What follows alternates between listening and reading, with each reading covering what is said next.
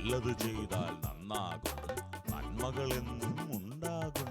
നല്ലത് ചെയ്താൽ നന്നാകും, നന്മകൾ എന്നും ഉണ്ടാകും. നൽവഴി എന്നും നടക്കേണം, നല്ലത് മാത്രം ചെയ്യണം. നൽവഴി എന്നും നടന്നിടാം, നല്ലൊരു പാഠം ചൊല്ലിടാം. Jesus kids. Jesus kids.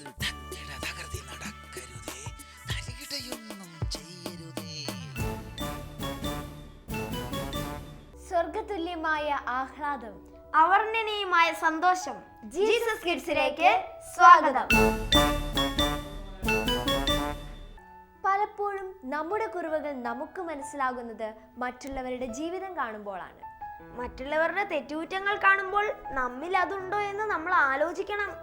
ബിലിന്റെ ജീവിതം കാണുമ്പോഴാണ് എനിക്ക് എൻ്റെ കുറവുകൾ മനസ്സിലാകുക. ബ്ലസ് ചേച്ചിയെ കാണുമ്പോഴാണ് എനിക്ക് ഇത്രയും കുറവുകളുണ്ടെന്ന് ഞാൻ മനസ്സിലാക്കുന്നത്. ഓ തമാശ. നമുക്ക് കാണാം കാട്ടിലെ കൂട്ടുകാർ.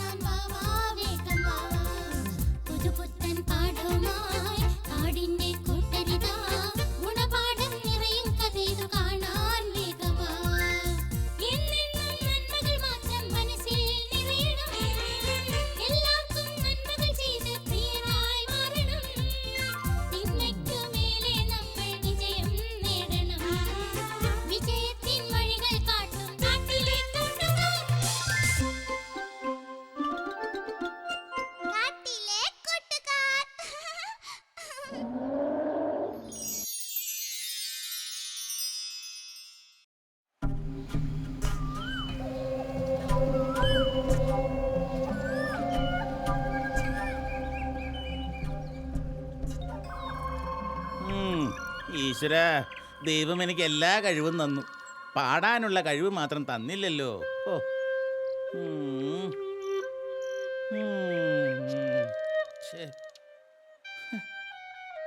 ആ മോട്ടു എത്ര മനോഹരമായിട്ടാണ് പാടുന്നത്. അതുകൊണ്ട് തന്നെ എന്ത് അഹങ്കാരത്തോടെയാണ് അവൾ നടക്കുന്നത്. കാറ്റിലെ പാഴ്മുളം തണ്ടിൽ നിന്നും കാറ്റിൻ്റെ പാലാഴി തീർത്തവലേ,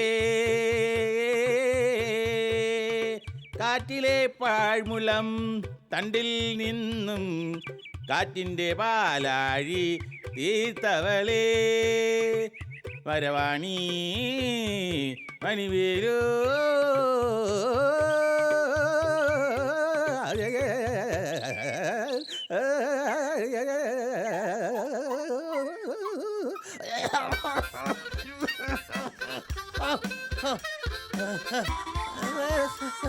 എന്റെ ശബ്ദം കേട്ട പാറപ്പുറത്ത് ചിരട്ടൊരിക്കുന്നത് പോലെ ദൈവമേ. ഓ, ഈ ശബ്ദം എന്ന് നന്നാവും. ദേവദുന്ദുഭി താതലയം ദിവ്യ പ്രഭാത സോപാന. ഈ മഴയത്തിരുന്നിങ്ങനെ പാട്ട് പാടാൻ നിനക്കൊരു വട്ടുണ്ടാ? ആരെങ്കിലും കേട്ട ശബ്ദ മലിനീകരണത്തിന് കേസ് കൊടുക്കട്ടാ? ഓ, ഞാനേ പാട്ട് പ്രാക്ടീസ് ചെയ്യുക, സംഗീത സാധകം. ഇത് പാട്ടാണ്. ഞാൻ കരുതി ഗ്യാസിന്റെ ഉപദ്രവാണെന്ന്. സംഗീതം അതെന്താണെന്ന് ഗംഭീറിന് അറിയില്ല. പിന്നെ സംഗീതം അറിയുന്ന ഒരു മഹാൻ ഒന്ന് പോവന്റെ പപ്പീസ്. അതേ, സംഗീതം പഠിക്കണമെന്ന മോഹവുമായി ചെന്നുപെട്ടത് ഒരു കാട്ടിൽ. അവിടെ എന്നെ വരവേറ്റത് കുറെ അടിയും ഇടിയും.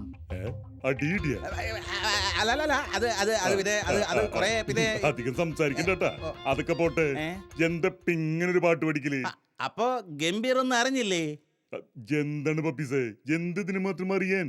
സംഗീതോത്സവം, സംഗീത പരിപാടി. സംഗീതോത്സവമോ? എവിടെ? അങ്ങ് ഏഴിമലയിൽ. ആയിക്കോട്ടെ, അതിന് സംഗീതോത്സവവും പപ്പീസും തമ്മിൽ എന്താ ബന്ധം? ഓ, എനിക്കും പങ്കെടുക്കണമെന്നേ.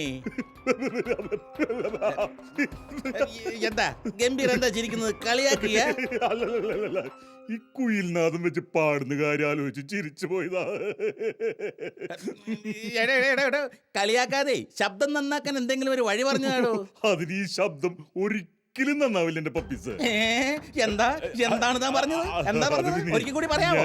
പപ്പീസിന്റെ ശബ്ദം നല്ല ബെസ്റ്റ് ശബ്ദാണെന്ന് പറയായിരുന്നു. ആ cool cool cool cool down.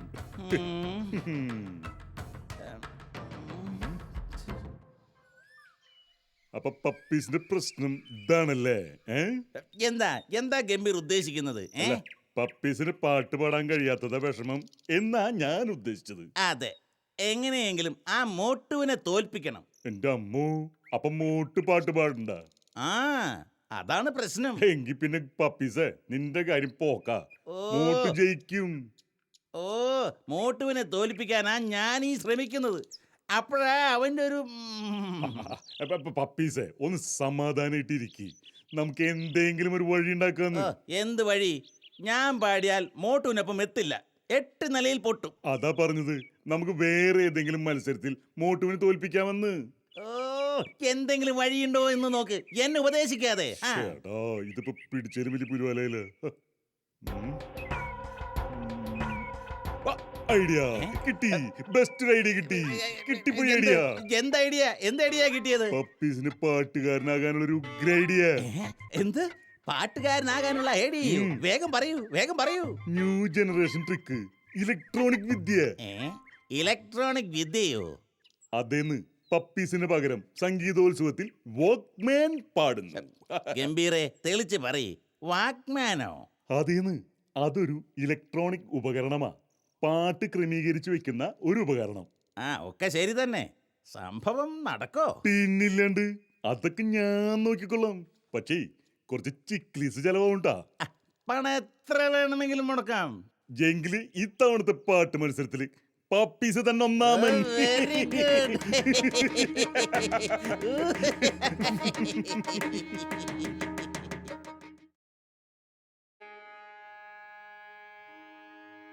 Sari ഗമ പാധ നീ സാ.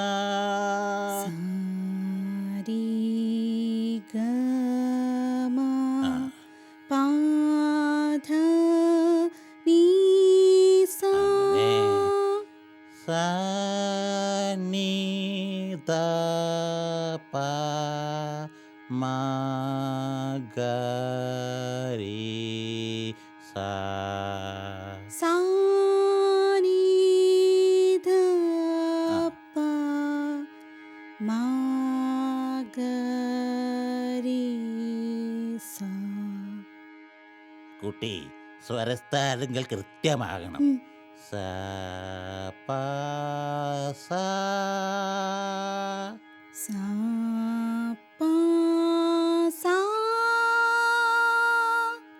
സാ.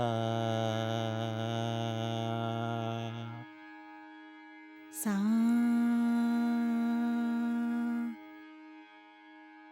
സ്വരങ്ങളുടെ ആരോഹണവും അവരോഹണവും ഭാവത്തോടെ പാടി ഫലിപ്പിക്കണം. മനസ്സിലാകുന്നുണ്ടോ? ആശാനെ, ഞാൻ പരിശ്രമിക്കുന്നുണ്ട്. സംഗീതം ദൈവം തരുന്നൊരു വരദാനമാ. അതുള്ളവർക്കേ പാടാൻ കഴിയൂ.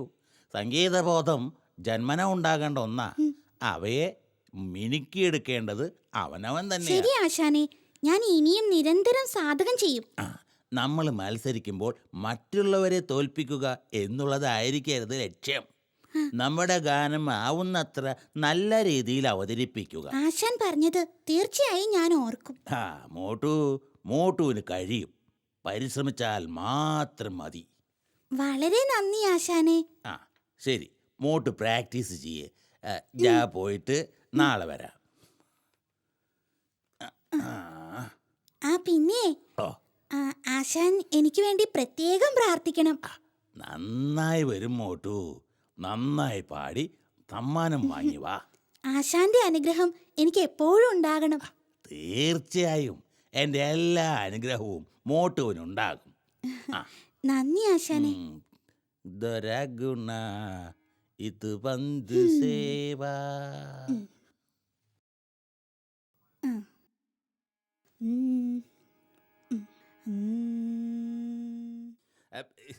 എനിക്കൊന്നും മനസ്സിലാകുന്നില്ല. ഇതെന്തുവാ? പറയൂ. ഇത് കണ്ടോ? ഇതാണ് സാധനം. പപ്പീസിന്റെ ഭാവി മാറ്റിമറിക്കുന്ന ഇലക്ട്രോണിക് സിസ്റ്റം.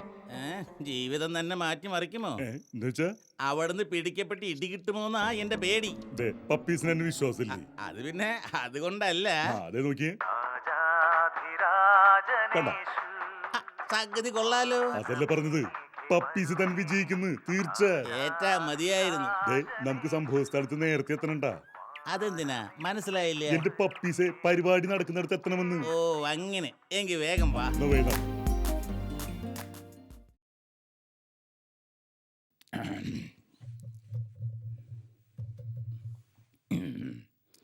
ഈ മത്സരത്തിൽ അടുത്ത ഗാനം ആലപിക്കുന്നതിനായി മോട്ടുമൊയിലിനെ ക്ഷണിച്ചുകൊള്ളുന്നു. ആ, നമസ്കാരം സാർ. നമസ്കാരം. പാടിക്കോളൂ.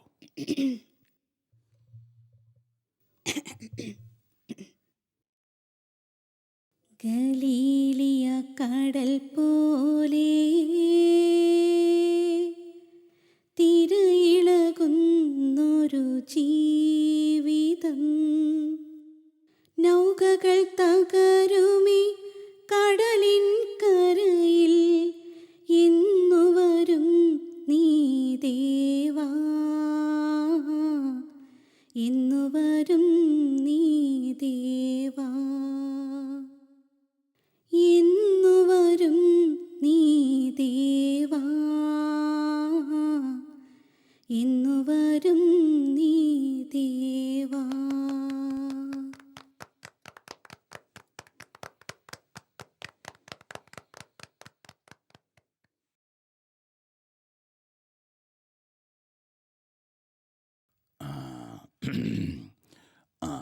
അടുത്തതായി ഈ മത്സരത്തിൽ പപ്പീസ് നമുക്ക് വേണ്ടി ഒരു ഗാനം ആലപിക്കുന്നു. ആ, വരൂ. ഈ പപ്പീസ് വല്ലതും പാടുമോ? പിന്നില്ലാണ്ട്. പുതിയ ഗുരുവിന്റെ ശിക്ഷണത്തിൽ തീവ്രമായ പരിശീലനം നടത്തിയ പപ്പീസിന്റെ ഇത്തവണത്തെ വരവന്നെ. ആ, എന്തോ പാടി കഴിഞ്ഞാൽ അറിയാം പാട്ട് എങ്ങനെയുണ്ട്. നോക്കിക്കോ. നമസ്കാരം സാറേ. ആ, നമസ്കാരം. പാടിക്കോളൂ. ഉം.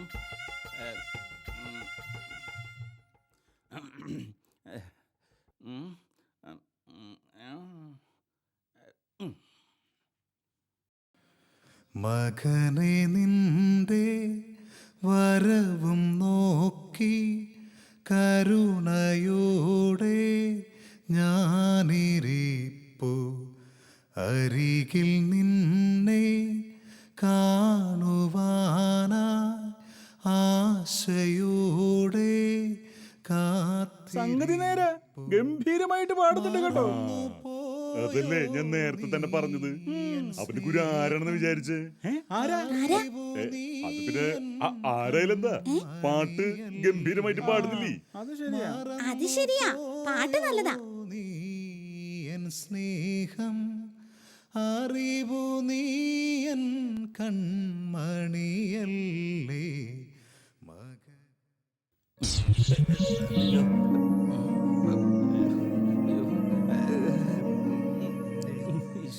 എന്ത് പറ്റി? പാട്ട് കേൾക്കുന്നില്ലല്ലോ. അത് ചിലപ്പോഴേ കറണ്ട് പോയതായിരിക്കും, അതായിരിക്കും.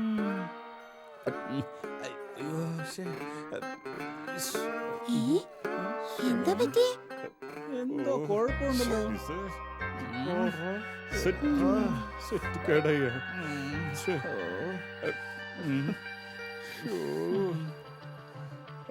പപ്പീസേ, പാട്ടുപാട്. എന്താ നിനക്ക് പറ്റിയത്? അത് പിന്നെ എന്താ പപ്പീസേ, എന്താ? സാർ, എനിക്ക് പാടാൻ കഴിയില്ല. ആ, എന്ത് പറ്റി പപ്പീസ്? എന്താണ് കാര്യം? സാർ, എന്നോട് ക്ഷമിക്ക്. ഇത്രയും നേരം പാടിയത് ഞാനല്ല, ഈ വാക്മാനാ. ഓ, ഇതാണല്ലേ പുതിയ ഗുരു. വാ, നമുക്കേ സ്റ്റേജിലേക്ക് പോകാം. വാ. വേണോ? പപ്പീസേ, നീ ചെയ്തത് എത്ര വലിയ തെറ്റാണെന്ന് അറിയാമോ? അറിയാം സാർ. മറ്റുള്ളവരുടെ മുമ്പിൽ ആളാകാനാ ഞാൻ. ആ, ദേ നോക്ക് പപ്പീസേ, നീ ഒരു വ്യക്തിയെയല്ല, ഒരു സമൂഹത്തെ മുഴുവനാ പറ്റിച്ചത്. സാർ, സ്വന്തം കഴിവിനനുസരിച്ച് പാടിയിരുന്നെങ്കിൽ പപ്പീസിനെ ഈ സമൂഹം അംഗീകരിക്കുമായിരുന്നു. ഇപ്പൊ പപ്പീസ് ചെയ്തത് അങ്ങേയറ്റം വലിയ തെറ്റാ. കരയല്ലേ പപ്പീസേ? കരയാതെ പപ്പീസേ, മറ്റുള്ളവരുടെ മുമ്പിൽ കഴിവ് തെളിയിക്കേണ്ടത് നേരായ വഴികളിലൂടെയാ, അല്ലാതെ മറ്റുള്ളവരെ വിഡ്ഢികളാക്കിക്കൊണ്ടല്ല. മനസ്സിലായോ? മനസ്സിലായി സാർ. നിങ്ങൾ ഒന്ന് മനസ്സിലാക്കുക, ദൈവം ഓരോരുത്തർക്ക് ഓരോരോ കഴിവുകൾ നൽകിയിട്ടുണ്ട്. അത് മറ്റുള്ളവരുടെ മുമ്പിൽ അവതരിപ്പിക്കുന്നത് നല്ലതാണ്. പക്ഷേ തനിക്കില്ലാത്ത കഴിവുകൾ പ്രകടിപ്പിക്കാൻ ശ്രമിക്കുമ്പോൾ പപ്പീസിനെ പോലെ നിരാശയായിരിക്കും പരിണിതഫലം. നല്ല മനസ്സുകൾ ഉണ്ടാകുന്നതിന് ഇത്തരം കഥാകാഴ്ചകൾ ഉപകരിക്കും. കഥകളിലെ നന്മകൾ ജീവിതത്തിൽ സ്വീകരിക്കണമെന്ന് മാത്രം. നിറമുള്ള കഥകളും നമുക്ക് സന്ദേശം നൽകും. ചിത്രശാല.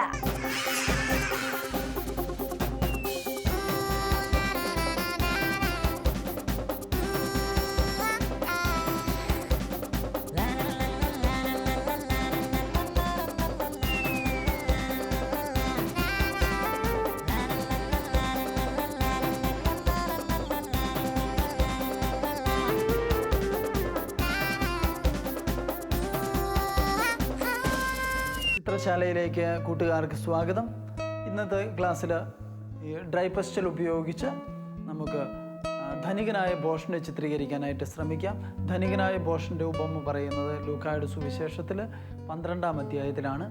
ഈ ധനികനായ ബോഷനെ കുറിച്ച് ഈശോ പഠിപ്പിക്കുമ്പോൾ ആ ധനികനായ ബോഷനെ ചിത്രീകരിച്ചുകൊണ്ട് നമുക്ക് ചിത്രരചന ക്ലാസ്സിലേക്ക് പ്രവേശിക്കാം.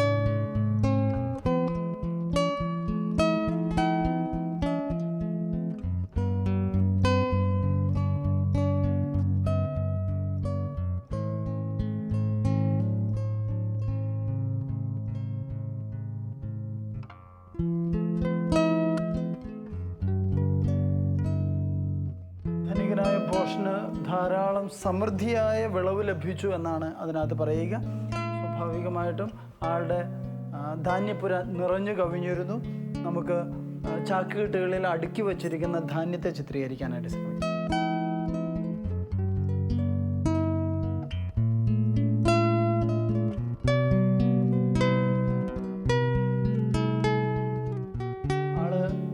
ധനികനായ മനുഷ്യൻ തൻ്റെ സമ്പാദ്യം എണ്ണിക്കൊണ്ടിരിക്കുന്നതായിട്ടാണ് നമ്മൾ ചിത്രീകരിക്കുക.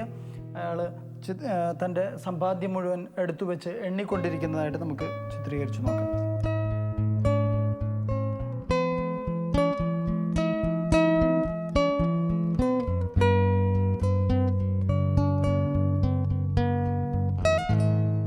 സമ്പാദ്യം സൂക്ഷിച്ചിരിക്കുന്ന സഞ്ചിയാണ് വരയ്ക്കുക. ഒരു സഞ്ചി മാത്രമല്ല ഉള്ളത്, ധാരാളം സഞ്ചികളുണ്ട്.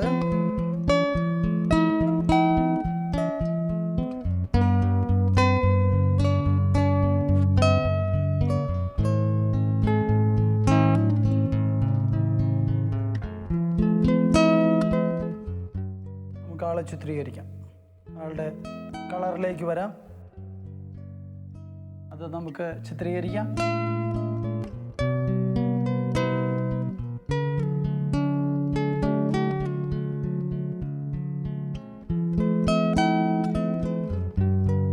ഉപയോഗിക്കുമ്പോൾ തേച്ച് പിടിപ്പിക്കണം എന്ന് പറഞ്ഞിരുന്നു.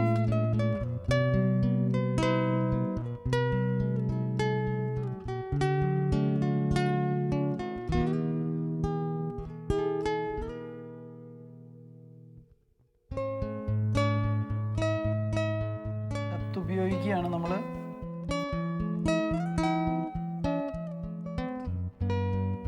ഡെപ്ത് ഉപയോഗിക്കുന്നത് കുഴിഞ്ഞ പ്രതലങ്ങളെ കാണിക്കാൻ വേണ്ടിയിട്ടാണ്. ഉയർന്ന പ്രതലങ്ങളെ ഹൈലൈറ്റ് ഉപയോഗിച്ച് ചിത്രീകരിക്കുമ്പോൾ താഴ്ന്ന പ്രതലങ്ങളെ ഡെപ്ത് ഉപയോഗിച്ച് ചിത്രീകരിക്കും.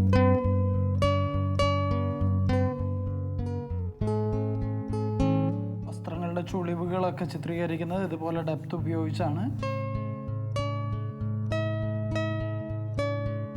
ഹൈലൈറ്റ് ആവശ്യമായി വരുന്ന ഭാഗത്ത് വെള്ള നിറം ഉപയോഗിച്ച് വീണ്ടും കളർ കൂട്ടാവുന്നതേ ഉള്ളൂ.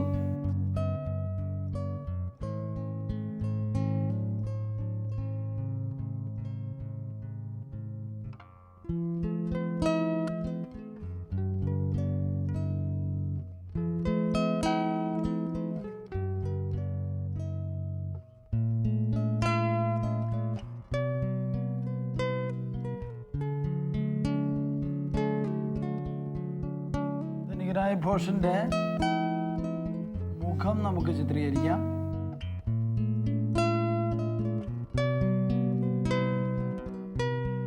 ഒരു സൂത്രശാലിയായ ഒരു മനുഷ്യൻ എന്ന നിലയ്ക്ക് നീണ്ട മൂക്കൊക്കെ ഉള്ള ഒരു മനുഷ്യനെയാണ് നമ്മുടെ ബോധത്തിലേക്ക് വരിക.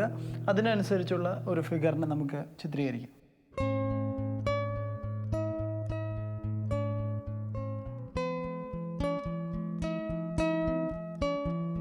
നീണ്ട കുഴിഞ്ഞ കണ്ണ്,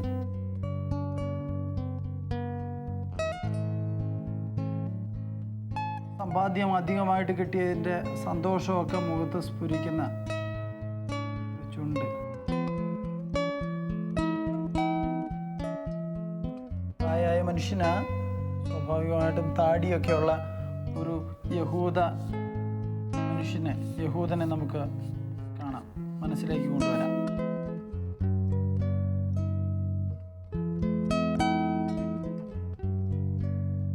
നമ്മൾ മുഖമൊക്കെ ചെയ്യുമ്പോൾ വൈറ്റ് ഡ്രൈ പേസ്റ്റിൽ ആദ്യമായിട്ട് ബേസായിട്ട് ഉപയോഗിക്കുന്നത് നല്ലതാണ്, കളർ മിക്സ് ചെയ്യാനൊക്കെ.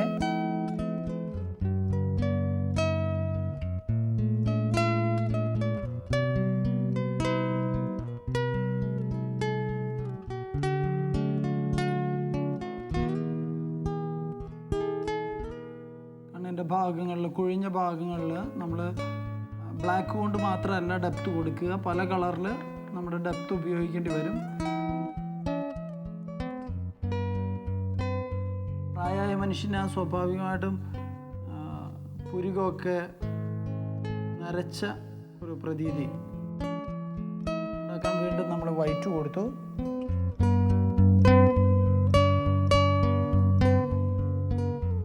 നെറ്റിത്തടത്തിലുള്ള ഷെയ്ഡ് നമ്മൾ ഉപയോഗിക്കുകയാണ്.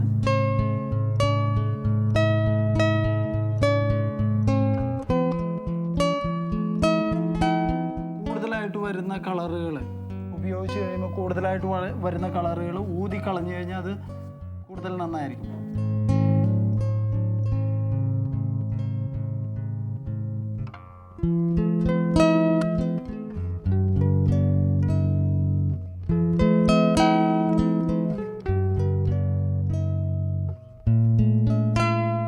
ധനികനായ ഭോഷന്റെ തലയിലെ ഉൾവസ്ത്രം ചിത്രീകരിക്കാം.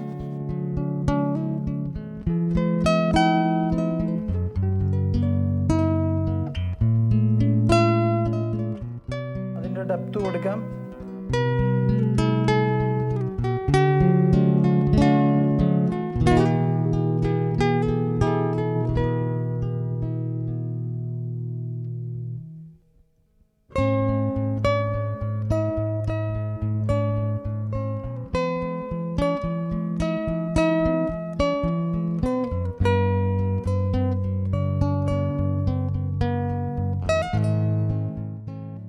ഡ്രസ്സ് നമുക്ക് വരയ്ക്കാം.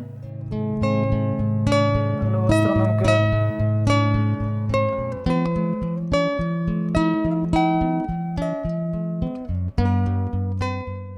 അതിൻ്റെ ഡെപ്തും മറ്റു കാര്യങ്ങളും വയ്ക്കാം.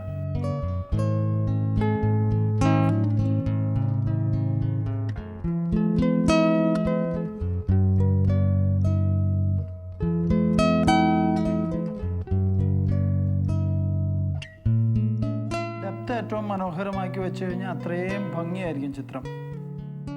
അപ്പോൾ ഡെപ്ത് ഏറ്റവും ഭംഗിയായിട്ട് ഏറ്റവും കൂടുതൽ വയ്ക്കാനും ഒക്കെ ശ്രദ്ധിക്കുക. അതുപോലെ തന്നെ ഹൈലൈറ്റും ഏറ്റവും ഭംഗിയായിരിക്കണം. ഹൈലൈറ്റും ഡെപ്തും ഏറ്റവും ഭംഗിയായി കഴിഞ്ഞാൽ തന്നെ ചിത്രം നന്നായി എന്നാ പറയുക.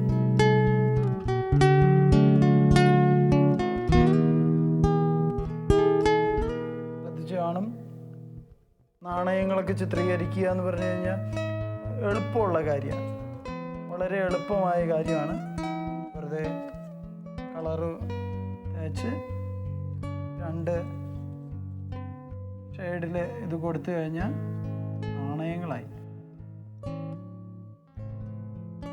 ധനികനായ ഭോഷന്റെ ചിത്രം നമ്മൾ ഒരുമാതിരി ഭംഗിയായിട്ട് ചെയ്തു. ഈ ചിത്രം രചിച്ചപ്പോൾ പ്രധാനമായിട്ടും നമ്മൾക്ക് വന്ന ഒരു ബുദ്ധിമുട്ട്, പിന്നിലേക്ക് ഒത്തിരി ദൂരക്കാഴ്ചകൾ അതിനെക്കുറിച്ച് പറയാൻ ആഗ്രഹിക്കുകയാണ്. ഈ ദൂരക്കാഴ്ചകൾ ചിത്രീകരിക്കുമ്പോൾ പിന്നോട്ട് പോകുന്തോറും അത് ഇറങ്ങി വരികയും ചെറുതാകുകയും ചെയ്യുന്ന കാര്യം പ്രത്യേകം ശ്രദ്ധിക്കുമല്ലോ. പിന്നെ മുമ്പിലുള്ള കാര്യങ്ങൾ, ലൈറ്റ് ആൻഡ് ഷെയ്ഡ് ഉപയോഗിക്കുന്ന കാര്യങ്ങൾ പ്രത്യേകം ശ്രദ്ധിക്കുമല്ലോ. ധനികനായ ബോഷൻ്റെ ഉപമയിലൂടെ ഈശോ നമ്മളോട് പറയുന്നത് ഈ ലോകത്തിലെ സമ്പാദ്യങ്ങളൊക്കെയും മറ്റുള്ളവർക്ക് വേണ്ടി വ്യയം ചെയ്യാൻ വേണ്ടി നിൻ്റെ കയ്യിൽ ഭരമേൽപ്പിക്കപ്പെട്ടിട്ടുള്ളതാണ്. അത് കൊടുക്കാനും കൂടെ നമുക്ക് പഠിക്കാം. നമ്മുടെ കയ്യിലുള്ള ചിത്രകല എന്നുള്ള അത് പോലും ബാക്കിയുള്ളവർക്കായി കൊടുക്കാനായിട്ട് നമ്മൾ തയ്യാറാകണം. അത് നമുക്ക് വേണ്ടിയുള്ളതല്ല, മറ്റുള്ളവർക്ക് വേണ്ടിയിട്ടുള്ളതാണ് എന്ന് മനസ്സിലാക്കി അത് കൊടുക്കാൻ തയ്യാറാകുമ്പോൾ നമ്മൾ ഈ ചിത്രകല പഠിക്കുന്നതിലൂടെയും കൂടുതൽ നമ്മൾ വിദ്യ അഭ്യസിക്കുന്നുണ്ട് എന്ന് മനസ്സിലാക്കി അത് നമുക്കുള്ള കഴിവുകൾ മറ്റുള്ളവർക്ക് കൊടുക്കാനായിട്ട് പരിശ്രമിക്കും. ഓരോ കാഴ്ചകളും നിങ്ങൾക്ക് ഓരോ സന്ദേശം നൽകുന്നില്ലേ? നിങ്ങൾക്ക് ലഭിക്കുന്ന വ്യത്യസ്തങ്ങളായ സന്ദേശങ്ങൾ ഞങ്ങൾക്ക് അയയ്ക്കുക. അയക്കേണ്ട വിലാസം: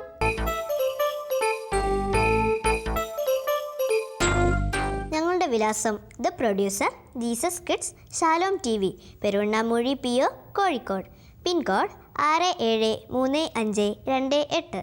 അടുത്തയാഴ്ച നമ്മൾ കാണുന്നത് വരെ, ഇതേ സമയം വീണ്ടും കൂടുന്നത് വരെ പ്രാർത്ഥനാശംസകൾ.